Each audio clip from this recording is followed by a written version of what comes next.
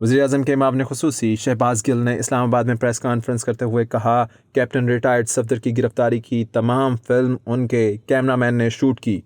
گرفتاری پر Indian media نے فائدہ اٹھایا اور بھارت میں خانہ جنگی کی خبریں چلیں۔ تو یہ جو آپ نے ایک تصویر ایشو کی، اس کی بجائے یہ پروفیشنل فوٹوگرافر کا ویڈیو شیئر کریں جو آپ کے پاس موجود ہے، اور ہم نے آپ کو دکھا دیا کہ آپ کا فوٹوگرافر وہاں پر موجود تھا،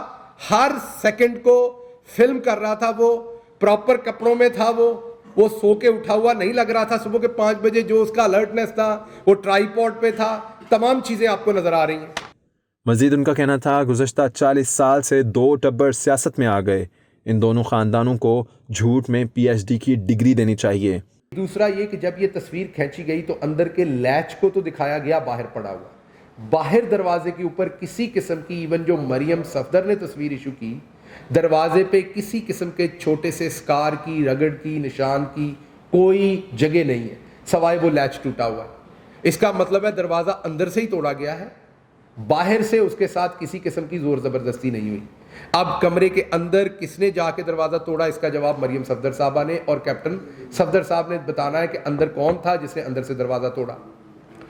نون لیگ کی موجودہ صورتحال کے تمام ذمہ دار نواز شریف، شہباز شریف اور مریم نواز ہی ہیں۔ والد کی تیمارداری کے لیے مریم نواز رحم کی بھیک مانگتی رہیں، اب انقلابی بن رہی ہیں۔